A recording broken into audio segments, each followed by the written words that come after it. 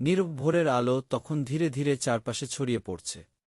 আকাশের গা অন্ধকার ধীরে ধীরে ফিকে হয়ে আসছে, আর দূর থেকে মসজিদের আজানের সুমধুর ধ্বনি ভেসে আসছে। 7 বছরের ছোট্ট রায়ান ঘুম থেকে উঠে একগাল পানি খেল, তারপর তড়িঘড়ি করে অজু করল। ওর চোখে এখনো ঘুম লেগে আছে, কিন্তু আজ দাদার সঙ্গে ফজরের নামাজ পড়ার প্রতিজ্ঞা করেছিল সে। মসজিদ থেকে ফিরে এসে রায়ান সোজা জানালার পাশে বসে পড়ল। জানালার বাইরে তখন সকালের প্রথম আলো ধীরে ধীরে চারপাশ আলোকিত করছে। সে আলমারির ওপর রাখা তার ছোট্ট সবুজ রঙের কোরআন শরীফটা নিয়ে এল। দাদা বলেছিলেন, ফজরের সময় কোরআন পড়লে আল্লাহ খুব খুশি হন।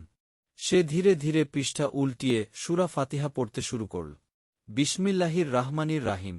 তার কচি কণ্ঠে কোরআনের শব্দগুলো যেন বাতাসে ভাসতে লাগল। পাশের ঘর থেকে তার মা শুনে এক মুহূর্তের জন্য থমকে গেলেন। ছোট্ট ছেলেটার নিষ্পাপ কণ্ঠ শুনে তার হৃদয় আনন্দে ভরে উঠল। কিছুক্ষণ পর দাদা এসে পাশে বসলেন। রায়ান যখন সূরা পড়া শেষ করল, তখন দাদা বললেন, মাশাল্লাহ বাছা, তুমি আজ অনেক সুন্দর করে পড়লে। জানো, যারা সকালে কোরআন পড়ে তাদের ওপর আল্লাহর রহমতও নেমে আসে। রায়ান খুশি হয়ে বলল, তাহলে আমি রোজ সকালে পড়ব দাদা।